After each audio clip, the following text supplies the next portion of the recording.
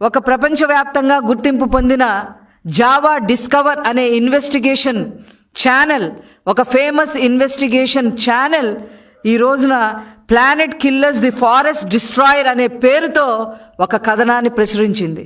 కొన్ని లక్షల మంది సబ్స్క్రైబర్స్ ఉన్న ఈ జావా డిస్కవర్ అనే ఛానల్ని ఈరోజు ప్రపంచవ్యాప్తంగా ఎన్నో లక్షల సబ్స్క్రైబర్స్ ఉన్న ఈ ఛానల్ ఈరోజు ఈ యొక్క డాక్యుమెంటరీని నిన్న విడుదల చేయటం జరిగింది.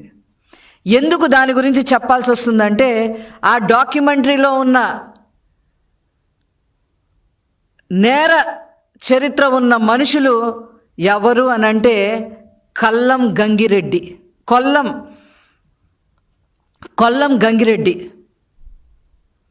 ఈ కొల్లం గంగిరెడ్డి ఎవరు అని చెప్పి మనం ఆలోచిస్తే రాష్ట్రంలో ప్రతి ఒక్కరికి తెలుసు. ఒక స్మగ్లర్, ఒక ఎర్రచందన స్మగ్లింగ్లో సిద్ధహస్తుడు, ఒక వైఎస్ రాజశేఖర్ రెడ్డికి నమ్మకమైన అనుచరుడు, కడపలో పాలిటిక్స్ని మరి అతను ప్రభావితం చేయగలిగే సమర్థుడు. 2003లో నారా చంద్రబాబు నాయుడు గారి మీద తిరుపతిలో అలిపిరి దగ్గర క్లేమోర్ మైన్స్ దాడిలో ఇతను కూడా ఒక నిందితుడిగా ఉన్నాడు.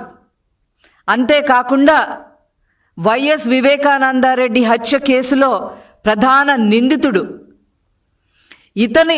ఇతని సోదరుడు జగన్మోహన్ రెడ్డి హయాంలో డిసిసి చైర్మన్గా వెలగబెట్టిన పరిస్థితి. బ్రహ్మానందరెడ్డి అనే ఇతని సోదరుడు డిసిసి చైర్మన్గా మరి జగన్మోహన్ రెడ్డి ఆశీర్వాదాలతో చైర్మన్గా వ్యవహరించిన వ్యక్తి. ఇలాంటి అతను ఈరోజు ప్రపంచ స్థాయిలో ఇతని నేర చరిత్ర మూలాలు, రాజకీయ మూలాలు మొత్తం బయలు చేసిన పరిస్థితి నిన్న. దీని గురించి వైసీపీ ఏం సమాధానం చెప్తుంది అని చెప్పి ఈ సందర్భంగా నేను అడగదలుచుకున్నా. మీరు ఎలాంటి వాళ్ళని ఎంకరేజ్ చేశారు? ఎలాంటి వాళ్ళని జైలు నుంచి తప్పించారు? ఎలాంటి వాళ్ళతో మీరు సత్సంబంధాలు పెట్టుకొని మరి ఆ కుటుంబానికి రాజకీయ పదవులు కట్టబెట్టారో మొత్తం తేట తెల్లమయ్యింది. ప్రపంచ స్థాయిలో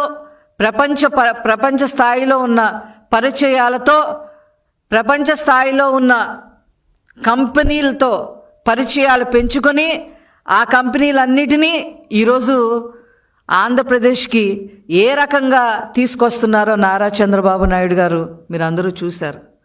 ఈ జగన్మోహన్ రెడ్డి ప్రపంచ స్థాయి స్మగ్లర్తో, నేర చరిత్రలతో ఉన్న వ్యక్తులతో సావాసం. నారా చంద్రబాబు నాయుడు గారు ప్రపంచ స్థాయి కంపెనీలతో సావాసం చేసి అవి ఆంధ్ర రాష్ట్రానికి ఎలా ఉపయోగపడతాయో ఆలోచించే నాయకుడు.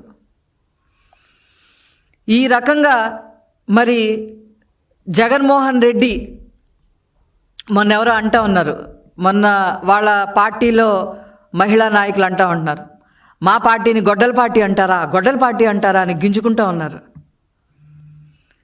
ఇట్లాంటి వాళ్ళని ఎర్రచందనం స్మగ్లింగ్లో గొడ్డళ్ళన్నీ ఇడుపులపాయ నుంచే వెళ్ళాయి అనే విషయం ఆ మహిళా నాయకురాలు తెలుసుకోవాలి. వివేకానందరెడ్డి హత్య కేసులో గొడ్డలితో ఒకసారి కాదమ్మా, ఒకసారి నెత్తి మీద ఒకసారి గొడ్డలతో కొట్టడం కాదమ్మా, 7 సార్లు నరికి చంపారు. ఈ యొక్క పార్టీని గొడ్డల పార్టీ అనక ఇంకేమంటారు అని చెప్పి ఆ మహిళా నాయకురాల్ని నేను అడగదలుచుకున్నా. ఇలాంటి నేర చరిత్ర ఉన్నవాళ్ళు ఈ వైసీపీ జగన్మోహన్ రెడ్డి ఏ రకంగా అయితే 30 కేసులు క్రిమినల్ కేసుల్లో ఉన్నారో, ఏ రకంగా బెయిల్ మీద తిరుగుతున్నాడో, అదేవిధంగా ఇతని అనుచరుడు కొల్లం గంగిరెడ్డి 27 కేసులతో ఈరోజు చక్కగా బెయిల్ మీద బయట తిరుగుతూ ఉన్నాడు.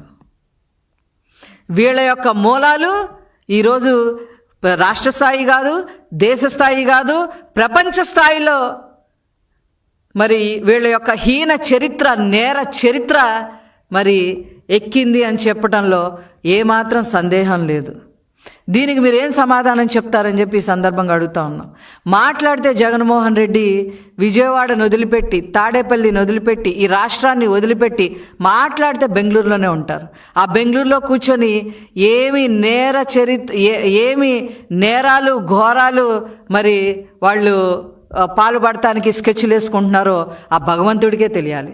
ఎందుకంటే ఈ రాష్ట్రంలో కనుక వీళ్ళు ఇలాంటి ప్లాన్లు వేస్తే తెలుగుదేశం పార్టీ, నారా చంద్రబాబు నాయుడు గారు, నారా లోకేష్ గారు వీళ్ళని ఇలాంటి వాటికి పాల్పడటానికి అడ్డుపడతారు. కాబట్టి వెళ్ళి బెంగళూరు ప్యాలెస్లో కూర్చొని ఏ నేరాలకి ఘోరాలకి మరి వాళ్ళు స్కెచ్లు వేస్తున్నారో ఆ భగవంతుడికే తెలియాలి అని చెప్పి సందర్భంగా తెలియజేస్తూ, మరొక్కసారి ఈ యొక్క పార్టీ, ఈ యొక్క కొల్లం గంగిరెడ్డి 27 కేసులతో ఈరోజు చక్కగా బెయిల్ మీద బయట తిరుగుతూ ఉన్నాడు.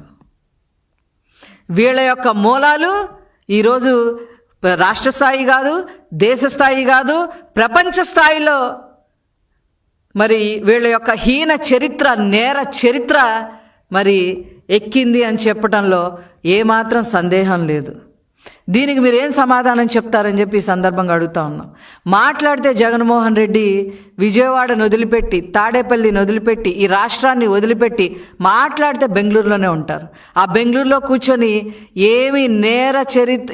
ఏమి నేరాలు ఘోరాలు మరి వాళ్ళు పాల్పడటానికి స్కెచ్లు వేసుకుంటున్నారో ఆ భగవంతుడికే తెలియాలి. ఎందుకంటే ఈ రాష్ట్రంలో కనుక వీళ్ళు ఇలాంటి ప్లాన్లు వేస్తే తెలుగుదేశం పార్టీ, నారా చంద్రబాబు నాయుడు గారు, నారా లోకేష్ గారు వీళ్ళని ఇలాంటి వాటికి పాల్పడటానికి అడ్డుపడతారు. కాబట్టి వెళ్ళి బెంగళూరు ప్యాలెస్లో కూర్చొని ఏ నేరాలకి ఘోరాలకి మరి వాళ్ళు స్కెచ్లు వేస్తున్నారో ఆ భగవంతుడికే తెలియాలి అని చెప్పి సందర్భంగా తెలియజేస్తూ, మరొక్కసారి ఈ యొక్క పార్టీ, ఈ యొక్క గొడ్డల పార్టీ మరి వీళ్ళు తీసేయటం బెటర్. ప్రజలు ఇప్పటికే 11 సీట్లతో వాళ్ళకి సరైన బుద్ధి చెప్పడం జరిగింది. అది చాలదన్నట్టు కూడా మళ్ళీ మధ్య మధ్యలో అప్పుడప్పుడు వచ్చి వాళ్ళ నాయకులందరూ కూడా ప్రెస్ మీట్లు పెడతా ఉంటారు. ఏ నాయకుడికి చూసినా వెనకమాల ఒక నేర చరిత్ర. అలాంటి నాయకుల్ని పెట్టుకొని వాళ్ళ చేత ప్రెస్ మీట్లు పెట్టించడమే కాకుండా అవాస్తవాలతో, పచ్చి అబద్ధాలతో తెలుగుదేశం పార్టీని, మా నాయకుల్ని దుమ్మెత్తి పోసే ప్రయత్నం చేస్తూ ఉంటారు. మీకు అవసరమా అసలు ఈ పార్టీ? ఒక రాజకీయ పార్టీ మీకు అవసరమా? ఇవన్నీ తెలియజెప్పడానికే ఈరోజు నేను ఈ ప్రెస్ మీట్ పెట్టడం జరిగింది. ఇంకా ఎంతమంది ఈ జావా డిస్కవర్ అనే ఇన్వెస్టిగేషన్ ఛానల్లో మరి వైసీపీ నాయకులు రాబోతున్నారో ముందు మీరే చూస్తారు. Thank you.